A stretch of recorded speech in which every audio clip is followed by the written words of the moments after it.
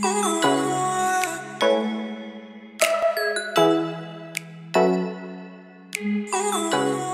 afternoon, Traveling Stories fans and family and friends, and we are excited that you are joining us today. Super excited today to have Grayson Parker, worship minister at the Venue Church in Chattanooga. Many of you might know him from around these parts. You've probably seen him at youth conferences. You've been at a couple different things. I think you played state convention some and different things for the Church of God of Prophecy. But you've probably seen him around. I know he helped out a little bit at Redemption also, if I'm not mistaken, played at Redemption a little bit. And now, as I said, he's moved to Chattanooga and been at Venue Church for about 6 years now. Yep, going on 7 in October. Yep. Yes. Yes, and we're excited to have him on today.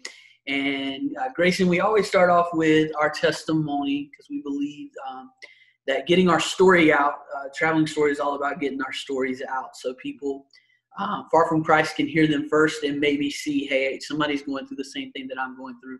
But also people that have already given their life to Christ that can see, hey, I can give my story. So with that being said, can you tell us how your life was before you met Christ? Yeah. So actually, I met Christ pretty early in my childhood because I was a PK. Yes. I grew up and I was actually in Church of God. Growing up, my dad was a Church of God pastor.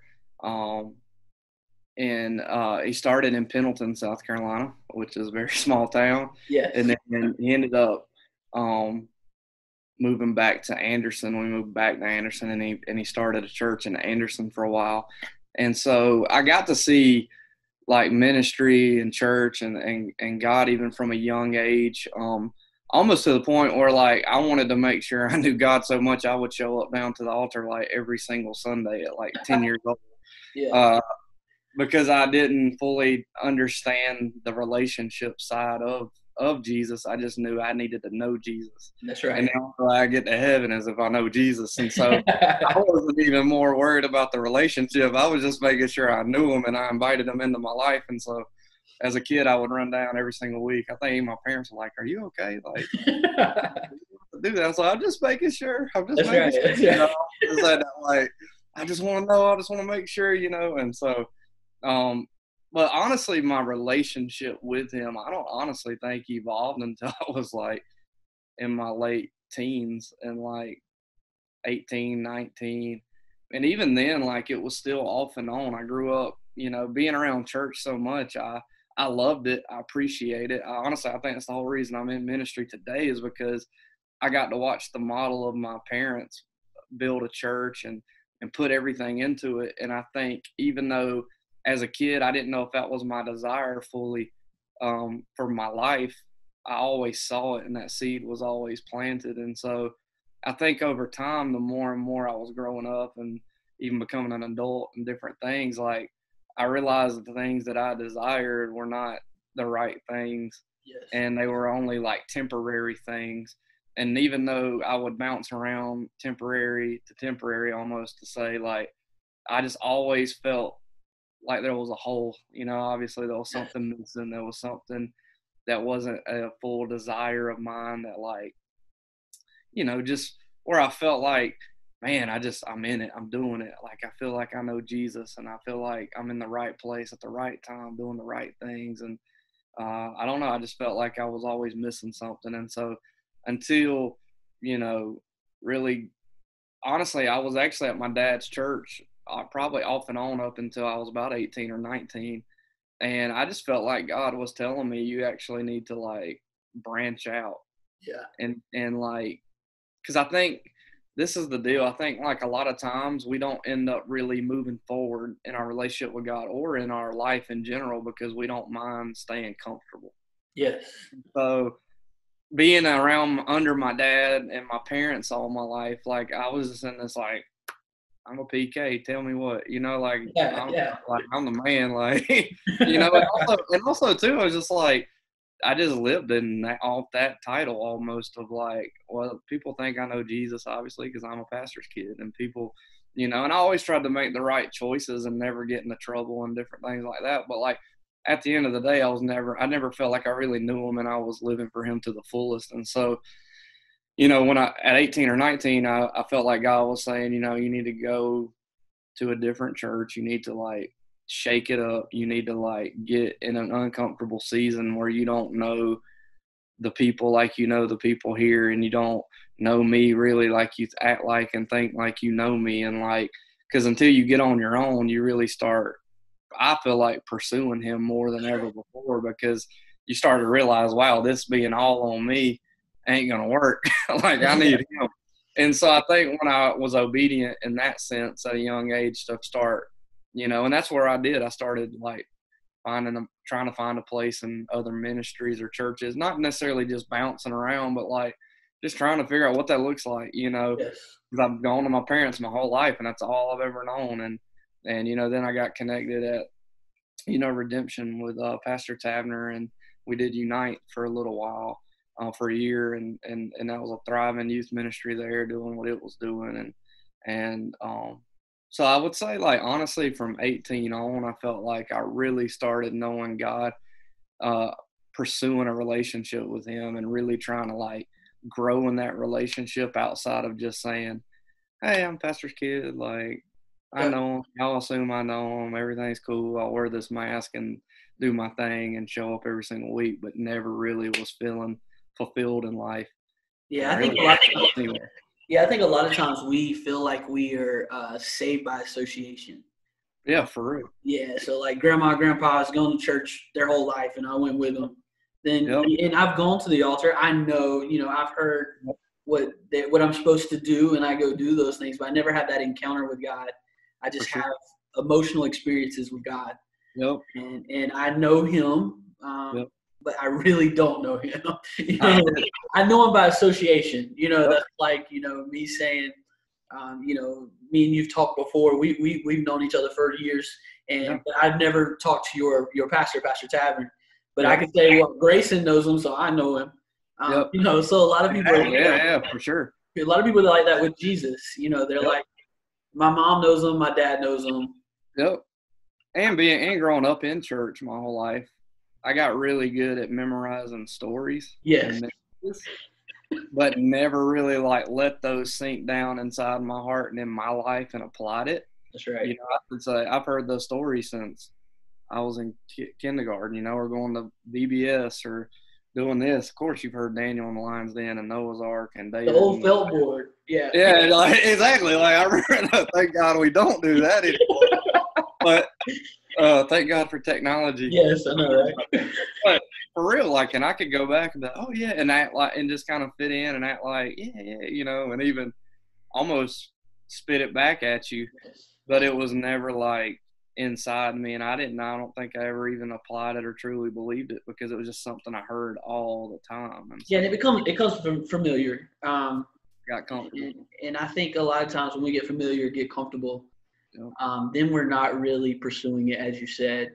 No. So when you went out on, went out trying to find, Yeah. find Jesus, try to find your place, try to find yourself, really, because a lot of times I think God comes to us when we're trying to find ourselves, when we're Yeah. trying to figure out who we are. We're not just the pastor's kid anymore. We're not just the youth pastor anymore. I mean, because Yep. there's some people that have just grown up into it. Sure. You know what I'm saying? Do you remember that moment or that time where it just kind of finally clicked and said, hey, this is it. This is my relation. I found Jesus. I found God. Do you remember that? Yeah, I do. To be honest, like, I think fully it was honestly when I moved more so to Chattanooga. Yeah. As weird as that sounds, and that was when I was, 25, 26. Because for when I fully just like went all in, solely relied on him, believed in him, believed him, like, and just listened and really started stretching myself in my relationship. Because up until then, being in Anderson, South Carolina is such a small town, and my subdivision I lived in is right down the road from my parents and my wife's parents, and like there was just so much comfort and, like, again, just like that rhythm of just doing the same thing over and over and over and over.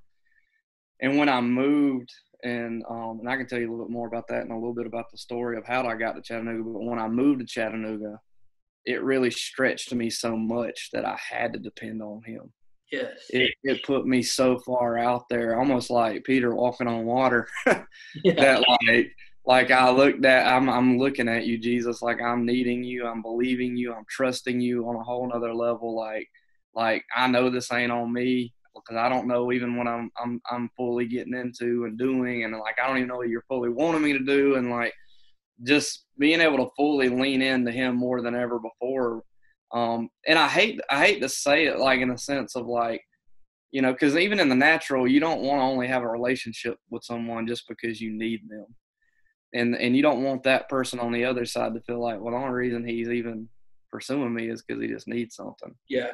But like I needed God, you know, more than ever before, because I've never put my faith to the test like that process. I've never like relied on him more than ever before until that process. And that's just when I fully just was all in.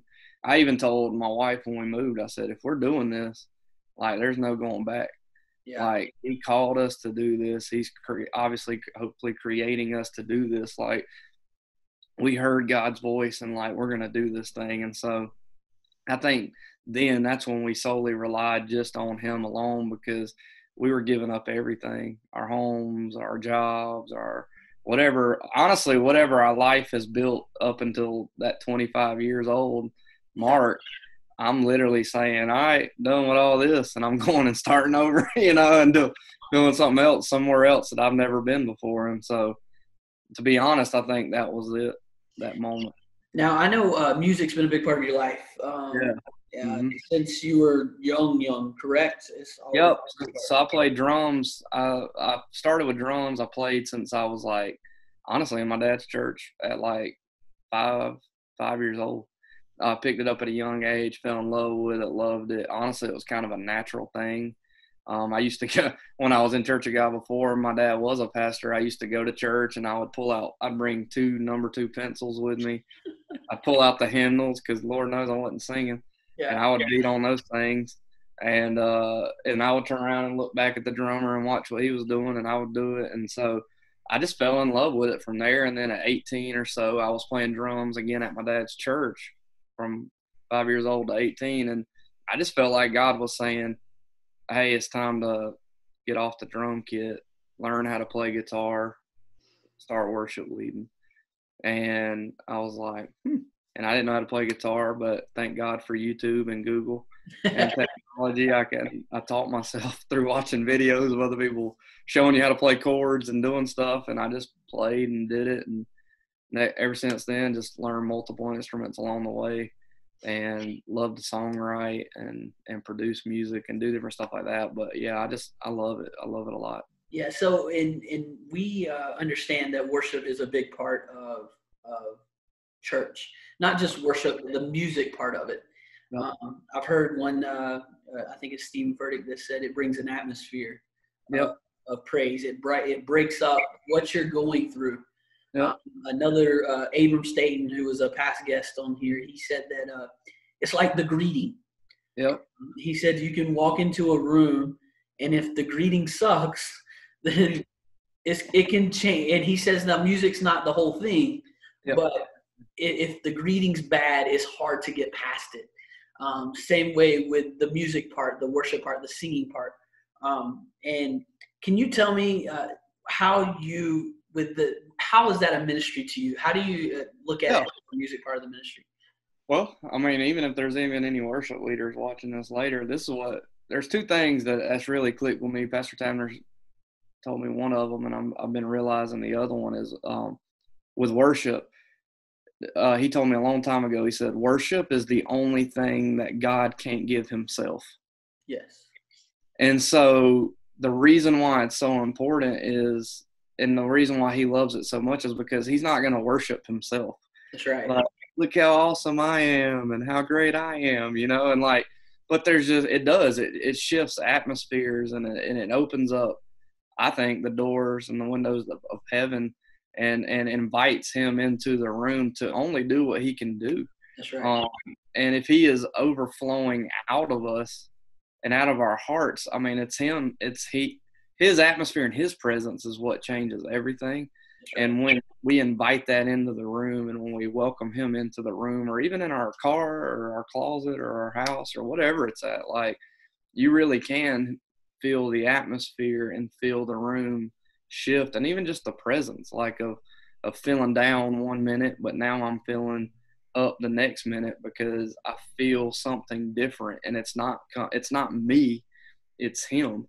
That's right. And so to me, I think it's everything. I think it's almost like, in a natural sense, it tills the ground, Yeah. it prepares the soil. So then when a pastor gets on stage to preach, or a word is being delivered, which is the seed being planted That's right. into our hearts after the ground got tilled, I think that matters more than anything, instead of just trying to shove a seed directly in the ground. Yeah.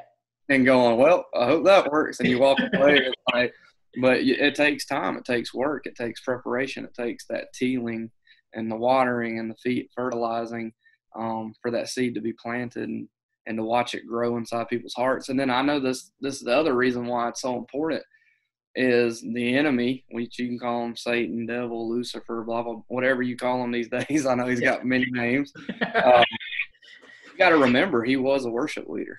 Yes.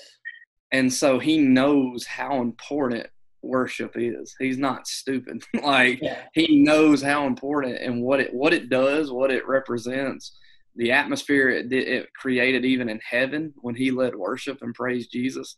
I mean, and God, before all this even happened, like, he just knows. I mean, the whole reason he fell was because he wanted that worship to start becoming to him.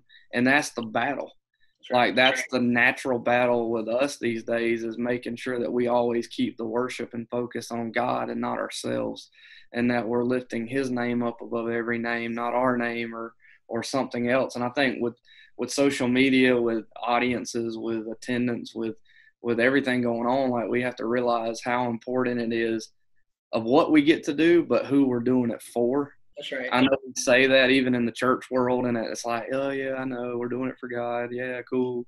But deep down, you really got to make sure your heart is doing it for God, because you can say it again, where you get in that comfort zone of, I know what I got to say and what I'm doing and all this in front of who. But at the same time, if you're not behind the scenes knowing that it is genuinely for him, like, that's going to be a bad place. And then also too, it's felt in the atmosphere. That's right. Because all of a sudden, you're not, again, allowing God to step in and do what he can do. You're allowing yourself it to always be about what you're able to do. And the truth is, like, I look at our talents as tools to get to build the kingdom and build the atmosphere, teaming up and pairing up with him in his presence. And so, I think it's very important. And I think that's why the enemy tries to come against worship leaders and come against the atmosphere of worship in churches. And that's honestly a sole reason why I fight for a distraction-free environment. In the natural, I don't look for perfection. I just look for excellence. And excellence is doing the best you can do with what you have. And because it's like, the enemy will use any kind of distraction to get your mind and heart and thoughts off of his presence and what he's doing in the room, into, like, what's going on. So I feel like that's just as important for a production team and a worship team too, to make sure that they're doing their very best unto him, not unto men, unto him, giving him their very best, because it says this, the Bible says God is great and greatly to be praised. So he deserves something great. He deserves something amazing and our very best. And I think eliminating all those distractions every single week is a huge thing too, so people can continue to focus only on him. Yes, and I love how you said, especially there at the beginning, God brought me this, and I don't know if it was through another pastor or through devotion or something like that. But if you look at it, everything that we do on earth, we won't have to do in heaven except for worship. We won't need to pray in heaven. I mean, we'll be in direct communication. We won't have to preach in heaven. I mean, he's the Yep. preacher. So, you know what I'm saying? Yeah, I mean, yeah, right. We just gonna show up and give God everything. that's right. But worship is something that we'll be doing in heaven. If we can't do that here on this earth, I agree. like to excellence, like you said, if we, and it's preparing us there.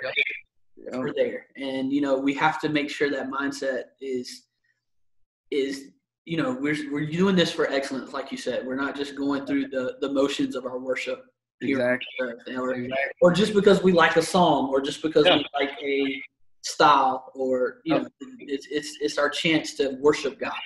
Yeah, and I would even say, because you hit the nail on the head with the style and the preference side. I say this all the time: His presence is more important than our preference. That's right. If God is doing what He wants to do, this thing too, we pray every single week, and we don't just pick random songs. We pick, God, what does this week need to be? What does the people need to be singing and feel? What does the atmosphere need to be this week?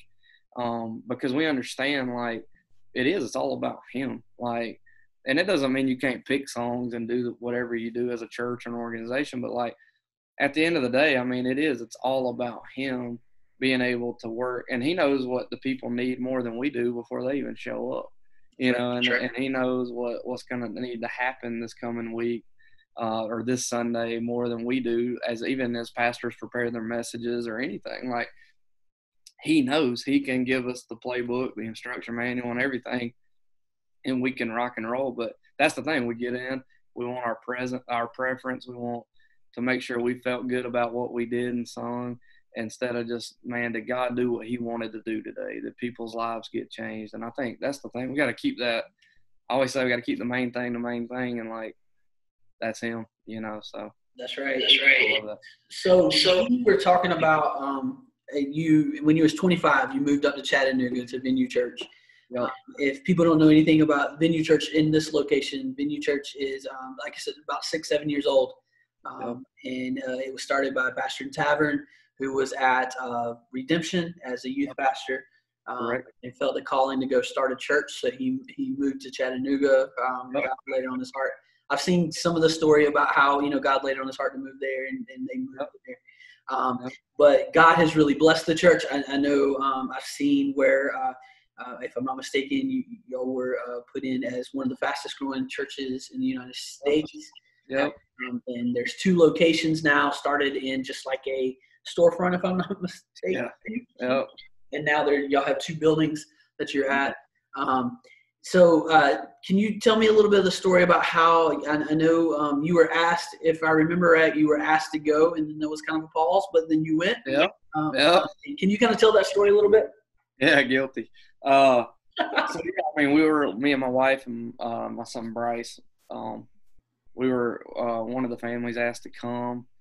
He felt like, God was calling us, but He wanted us to pray about it, so we prayed about it, and didn't want it to be just like, we'll be there, and then, because easy come, easy go. So we were like, we wanted to know that God was calling us to go, and so we prayed.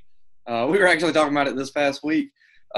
We met at the Cracker Barrel on exit 40, the Easley exit, Powdersville exit, whatever you want to call it.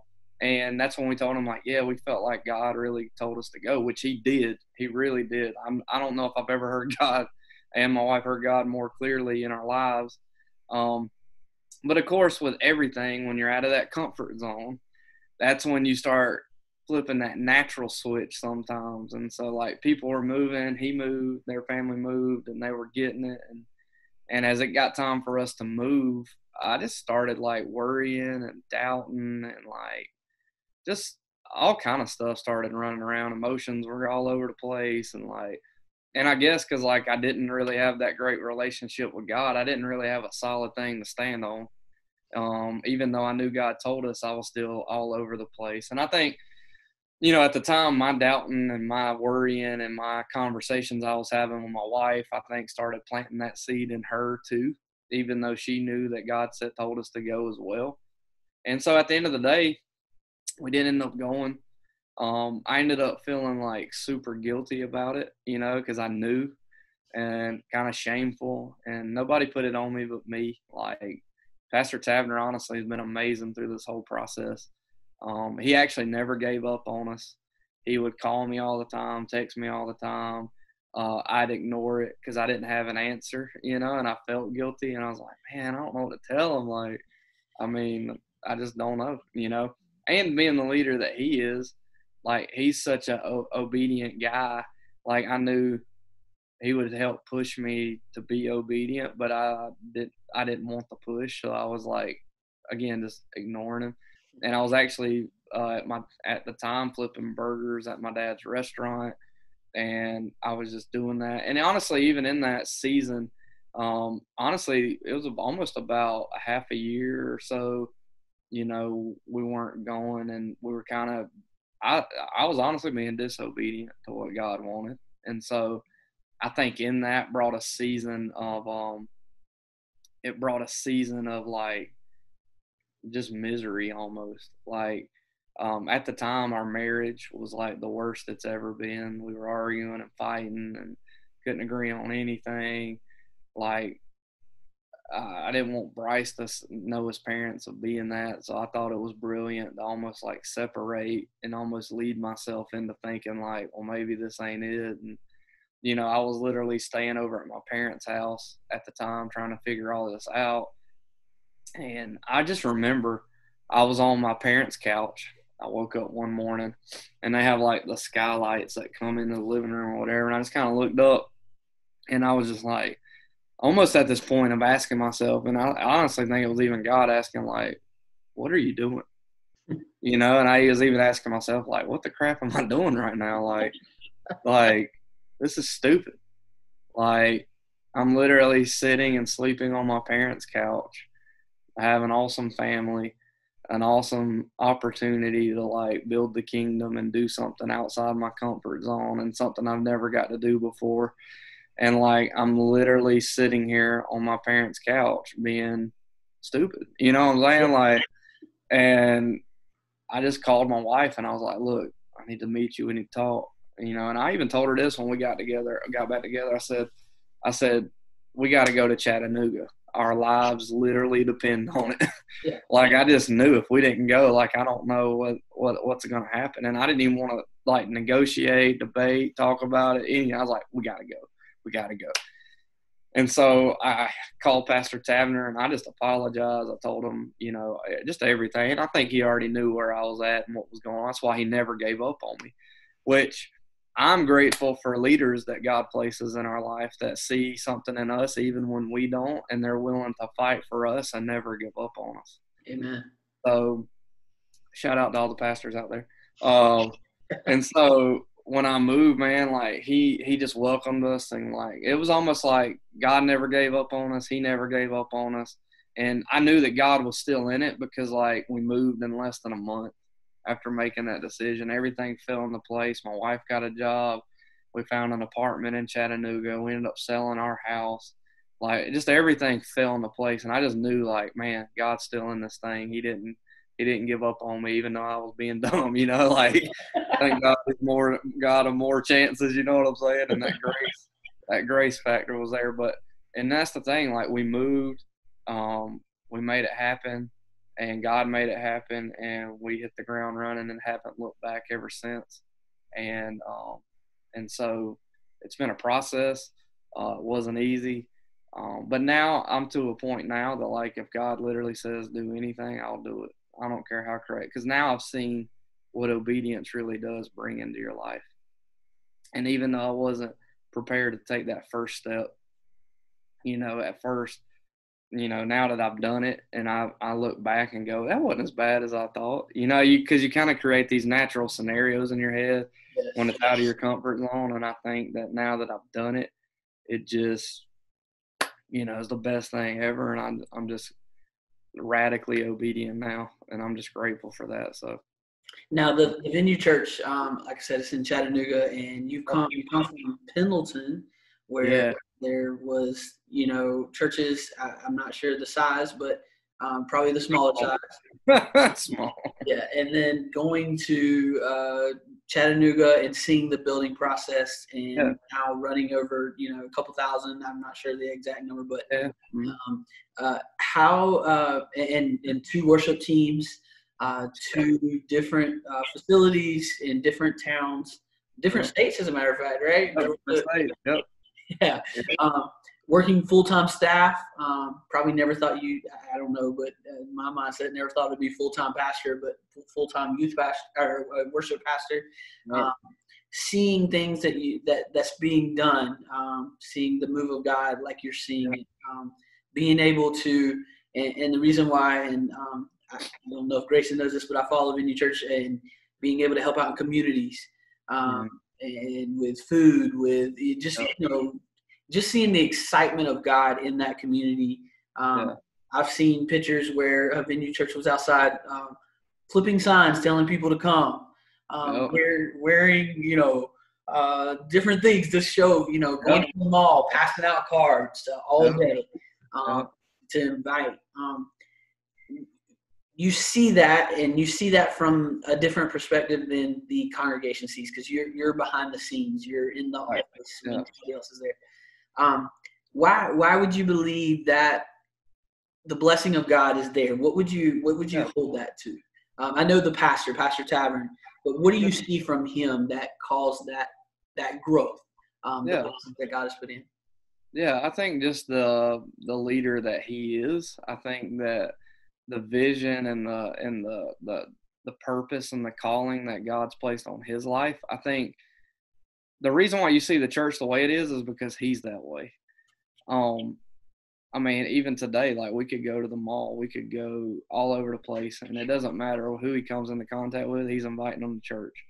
He's going to give them an invite. He's going to invite them. He'll be obedient if God says pray for them, be generous, different types of things. And we don't really go after people to build big churches and have a bunch of numbers. And, like, we just want people to live their fullest life. It says you can have life to the fullest. A life to the fullest, and we know that it can't never get in that direction unless you, one, meet Jesus and obviously have a relationship with Jesus.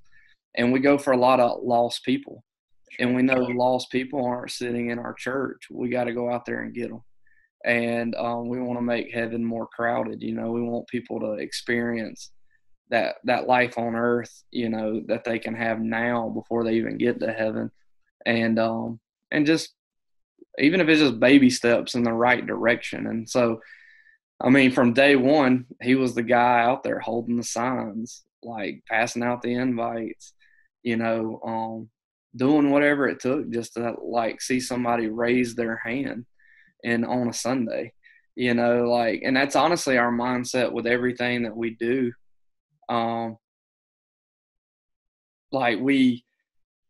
And everything that we do, when we prepare during the week, when we're out in the cities, when we're out in the towns, when we're out in the communities, like, everything we do leads to just somebody encountering Jesus. And the way the world is right now, everybody has this whatever view about church, about Jesus, about Christians, about whatever, because there's been some probably not so good moments with Christians and churches and different things like that, and people remember those things. But we just want people to know at the end of the day, like Jesus did, he walked around and went everywhere that the religious people never wanted to go. He did everything the religious people never wanted to do. Like, he did, and we wanted to model that, not go around and make everybody mad, but let people know that don't feel welcome at church, that don't feel like they're good enough, that don't feel like God has a plan for them or a purpose for them. Like, we want to do whatever we can to let people know that that it's the opposite. Right. Like, church is not bad. You just had a bad encounter with church because we're people, we're human. But that does not determine who God is and who Jesus is and how much he still loves you right where you're at, no matter what you've done. And so we just go above and beyond to do that. Because if not, I feel like as a church, what are we here for? That's right. Like, we're not here to only open the doors Wednesday and Sunday. We're not here to expect people to show up, and we're not doing anything to go get them and let them know that, like, we're here for them and, like, Jesus is here for them. And so, we've just really made a decision, like, if we're going to do that, like, because honestly, Chattanooga is one of the most church cities in America. I mean, Cleveland, you got all the headquarters, the denominations are all hubbed there and everything. And, like, Chattanooga didn't just need another church. They didn't need another church. And we knew we're not going to go there just to plant another church. Like, we're here to really like do something different and really go after the lost people. And we have a lot of church people too, and that's great. And we have a lot of things that build their relationships and grow them as well. But we're just after people. And even whether they get plugged in fully, we would love for them to, because we know that's how they're going to continue on their life journey with God. But even if, like, sometimes with what I do with worship and production, I always want to help create that atmosphere for people, that one moment where they'll just raise their hand and receive Jesus. And if it's one or if it's 60 something or hundreds, we celebrate that every single week in our staff meeting. And know that everything that we did was worth it, that one moment, and somebody like has receiving life change in those moments. And so I think, again, it's just who he is, the DNA of our church, and it flowed out of him into our staff, and then out of our staff into our volunteers, and out of our volunteers just into the people. And I hear it so much to the point of like, oh, you must be from Venue, because, it's almost like we have this like DNA of like, y'all are too happy, or y'all are too nice, or y'all are this, or y'all are that. And we're not being fake. Like, just with everything going on in this world right now, we're just trying to counterpunch it, and like, again, we got hit with that tornado. And so, like, it was a great opportunity for the church to be the church to people. And instead of sitting with our doors shut, we got out there. And I grabbed a chainsaw and I was cutting down trees for 2 weeks straight with a team, from sun up to sundown, and I've never done that in my entire life. But I knew, like, the message it was delivering to the community and to the people. And, like, we save people thousands of dollars from calling a tree company and, like, stressing out and just different things like that. Like, I'm just grateful for those moments. But I'm grateful for the vision and the culture and our pastor, that we have that thumbs up. Like, we are that church, and, like, that's who we are, and that's who we're always going to be until the day we die. Like, and so I love that. And I think that's why I think God's blessing that, because he sees and knows the heart of, like, everything we're trying to do is from a pure place of just trying to make the world better and help create moments for people to just, like, receive him on another level. That's right. And speaking of the tornado, I know in the last year, the tornado, coronavirus. Yeah. We've had racial riots, protests, which is, and I was going to ask you about that too, because I know Venue is a very diverse church. It's a multicultural church, multi-generational church, and which is hard to say a lot in the southern states. You've been around, and I'm amazed when churches can step out of their comfort zone and do that, and have that.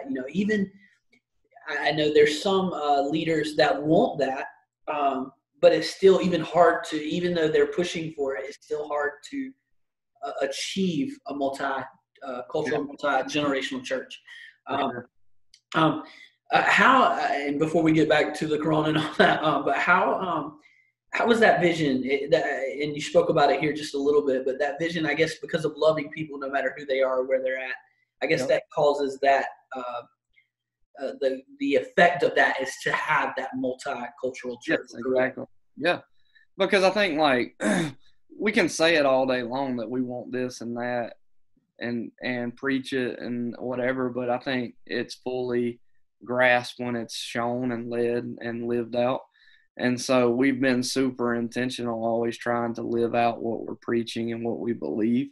And so whether it's on staff, on stage, in the church, out in the community, whatever it is, like, we really are intentional with living that out and modeling that in such a way that it welcomes everybody. Because that's the thing. Sometimes first-time guests, I hate to say it, I don't know if they're judging, but they're watching. Yes. And they're seeing if it matches up to everything that's coming out of the pastor's mouth, what they might have heard from word of mouth of somebody else. And, oh yeah, come, everybody's invited, everybody's welcome. But then they come, and if they don't feel that, they're like, So we were intentional with making sure that's the case, because we truly believe it. It's not even like a weird thing that we have to push or like make happen. It's just we are overboard from leadership down on like just creating that environment, and like it has to be in us, because if it's not in us, it's not going to be in the church and in the people. And so, I have all kind of different races on our team, on our worship team, even on stage, worship leaders, production team, everything, and I love it. Like to me, the way I grew up, even though I grew up here in Anderson, like I never experienced totally, you know, not knowing anything different. And so it was easy for me when I grew up playing basketball or whatever it was. Like I hung out with everybody, and I was cool with everybody, and like that's just always been in my DNA.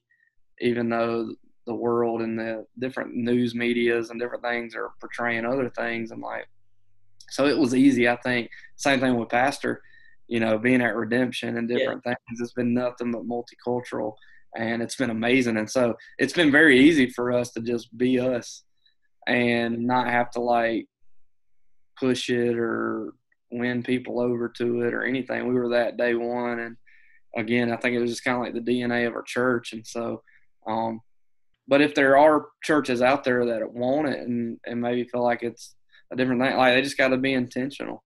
Everything being said from a pastor or their pastor or whatever it is, like help model that in such a way that it's almost not like this one day thing. It's right now, it's today. Like this is who we are, and I'm not just going to talk about it. I'm going to show you, like this is who we are. And so I think that's why it's easy for people to come in and get connected too, because they see it. So, and I was, we was talking about all the stuff that's happened in the last year. Also, y'all had, I know Pastor Tavern, we talked just a little bit, had lost his father then this year too. And I know we spoke before we came on live. We talked about how Pastor Tavern was awesome at still leading, even in times of we don't know what's going on. Like I said, with Corona, with the division in our world today, with the tornado going through, with the loss of an important leader there how was the transition as a church? I know I was talking to somebody the other day, and they said it was easy to shut down, but then you got to do something after you shut down. You can't just sit back. And they said the hardest part was starting back up, because now you got to figure out how to keep people safe, that kind of thing. But what was the conversations like at Venue Church, and how and I know y'all had the technology already ahead of time, which shows if we're not prepared beforehand, then we're going to be left behind when we get a chance, or we're going to be struggling to repair. I got an associate pastor that says it all the time. It's better to prepare than to repair. And I believe that completely. So can you kind of tell during this time of the tornado, the coronavirus things, how Venue Church helped continue to minister that way? Yeah. I mean, when you look back and you look at all the circumstances, you think, golly, what a crappy year, or crazy year. But honestly, I feel like, to be dead honest with you, this has been the best year for our church yet.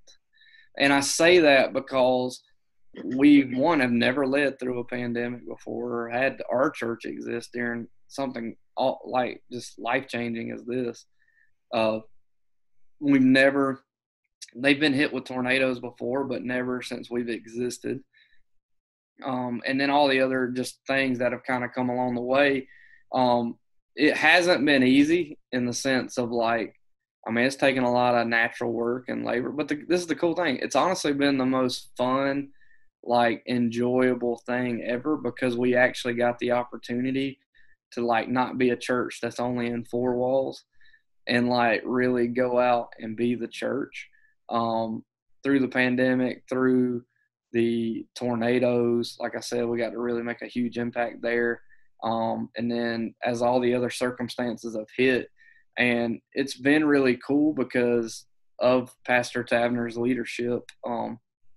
He just stayed focused, stayed like obedient, prayed every day, wanted to hear what was our next step, what was our next move, what should we be doing, what should we be focusing on, what should we be, you know, because honestly, even with the online presence, we actually did not have all the equipment to go online right away. We uh, we we actually were never doing online until this pandemic, and so we shifted gears, knew we needed to go online. We shut down. Um, it didn't really hurt or wasn't really hard to do.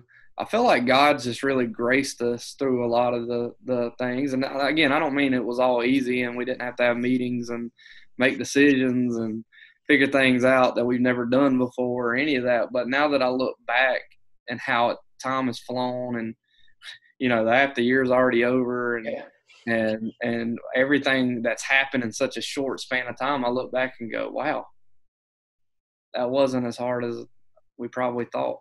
And wow, look what God did through these times. And like now, and I don't say God brought the pandemic by any means, but what the enemy meant for evil, God can turn for good. And so we would have never been online if it wasn't for the pandemic. And now we're reaching people all over the world. The tornado came and it was devastating to our community, but we got to really be a light to the community and really be there for Chattanooga and the surrounding areas on a different level before. And it really was a great opportunity to have, even though it came at such a bad circumstance, and just the different things that it's happened. And so I think it's been a really great season in that sense. I hate that all the stuff that's happening right now is happening.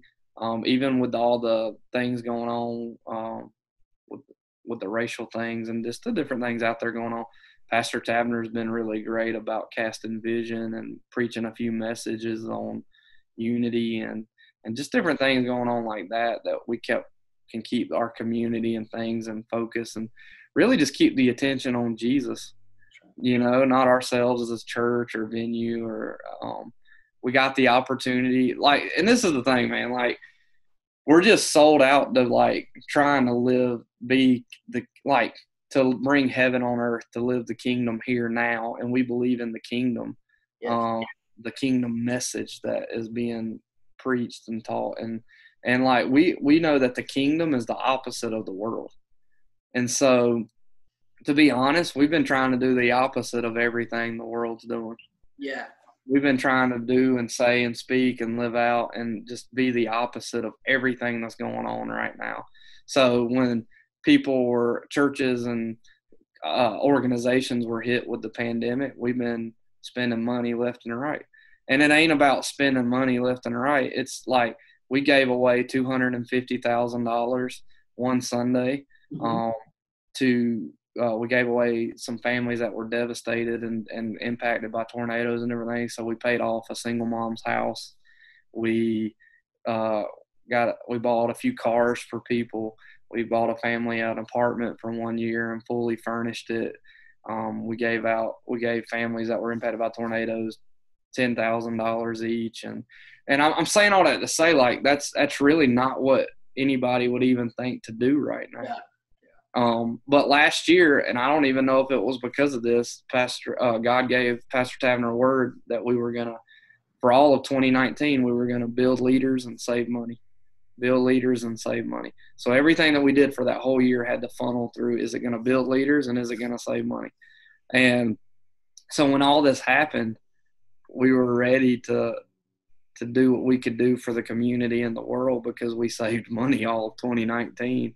Yeah. And we did not even know all this was going to happen and what that even meant.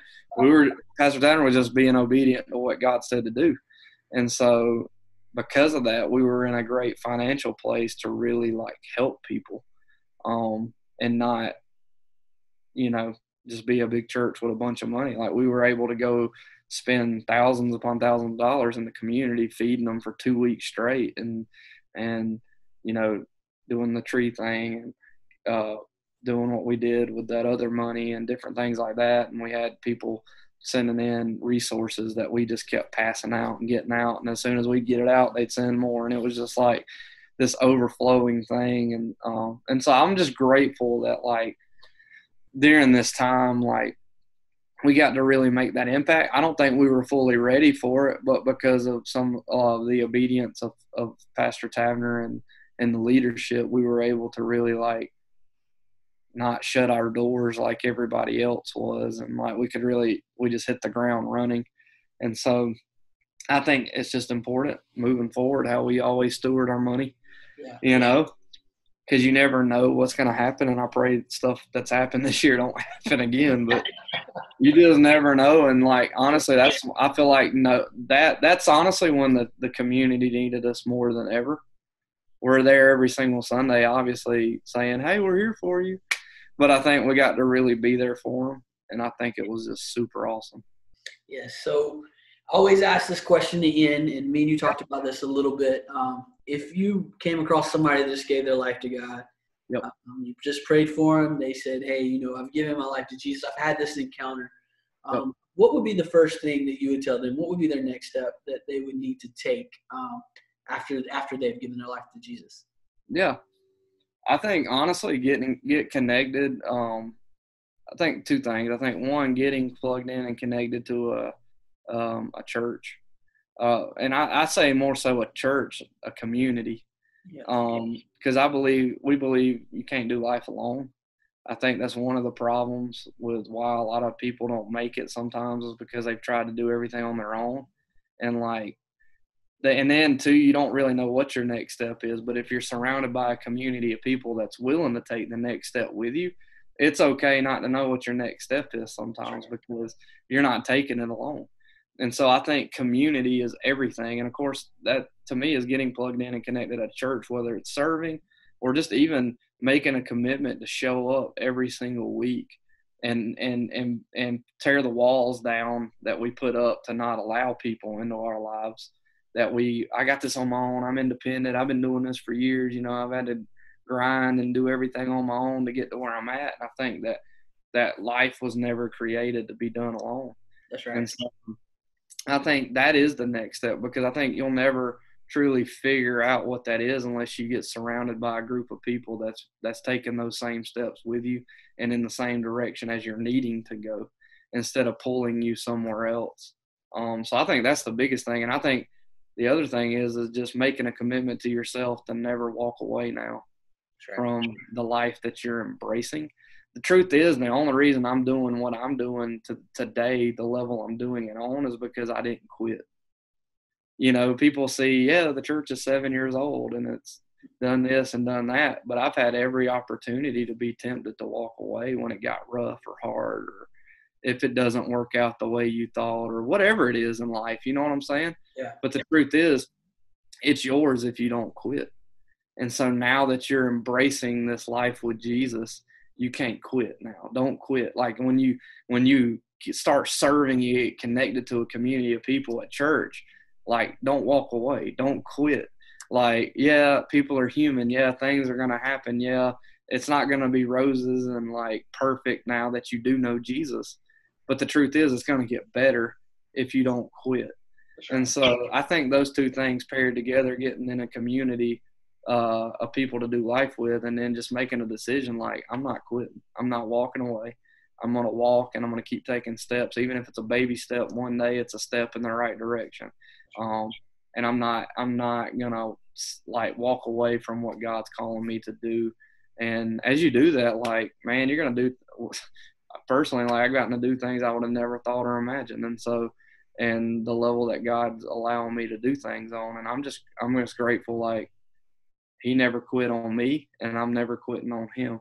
And so, and then just that community of people I get to do life with every single week. It's just been amazing.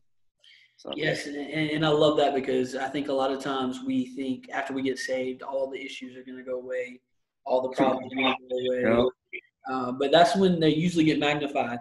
Exactly, because he wants to discourage you to quit. And so it's like, that was not what I thought. You know that first time, I'll never forget when I gave my life to Jesus, that first 3 days, great, man, I was on fire for God. Then Monday hit, and it was just like, the devil comes after you. And if you don't have those right people around you, Right. Connecting with the people. And I would say this, and just to add on, don't connect with people that's just going to be yes people either. Yes. Connect with some people that's going to tell you and call you out on your stuff. Yep. Sometimes it hurts, but you'll be better. I say don't tell people, don't get around people that tell you what you want to hear. You need to get around people that tell you what you need to hear. That's right. That's like you said, huge. That's right. And as you said, never give up. Philosophy major Miley Cyrus says can't stop. Yeah. So good. I believe it till this day. We can't stop and we won't stop. We laugh about that, but that should be a mindset that we can't stop doing this work for God. We can't stop seeking Him, growing in Him, reaching for Him, and not just we can't stop, but we won't stop. And so we need to really have that mindset.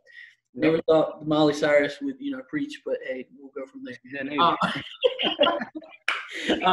But I want to say thank you so much, Grayson, for joining us. Venue Church is in Chattanooga in northern Georgia. Yep. Can you give the addresses of those? Ooh. Hey, that's okay because most people can't. I've talked to pastors and they can't give me their addresses, but it's okay. Yeah. Well, and the cool thing is these days we always just send people to our website, or you can we have an app you can download for the phones. Just look up Venue Church and it has everything there from messages, what we're doing, addresses, phone number, everything, or the website these days because we're in that techie world. So, you can find them on the website. It's venuechurch.com. You can find them on Facebook, Instagram, any social media. Most likely, you can find Venue Church on. Also, YouTube. I think y'all still post on YouTube. We're on YouTube. We go live every Sunday on YouTube, and then we also post a message from that week on YouTube that you can go back and watch. And they have plenty of service opportunities for you too. I know. 8:30, 10, 11:30, and 1. Yeah, so there you go. You can be an early bird, or you can sleep in or not. No excuses. So yes, definitely, you can go at any time.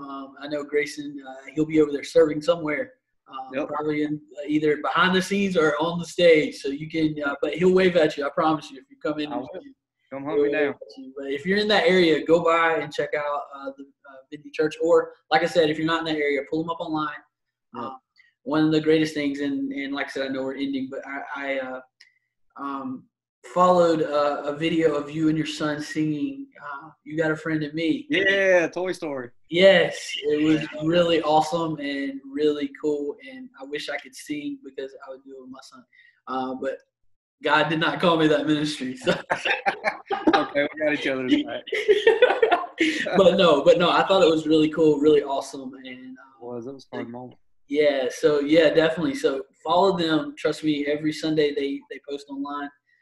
You can follow their Facebook page or Instagram page, and they have all that information on there also. But thank you so much, Grayson, for joining us. For real. And we want to thank you all for listening. We want to say we're on almost any podcast. We're on Apple Podcasts. We're on Spotify. We're on Google Podcasts, Anchor. I could just go down the line and be on there. Also, this video will be on YouTube, and it'll also be on Facebook that you can pull it up anytime. We post every Wednesday night at 6 o'clock. And so that all that information will be there on the Restoration Chapel page. And I will share it myself. So if you're not friends with Restoration Chapel, just be friends with me, and you'll see everything. So, but thank you so much, Grayson. And we want to say thank you for joining us. We love each and every one of you. God bless you. And thank you for joining Traveling Stories.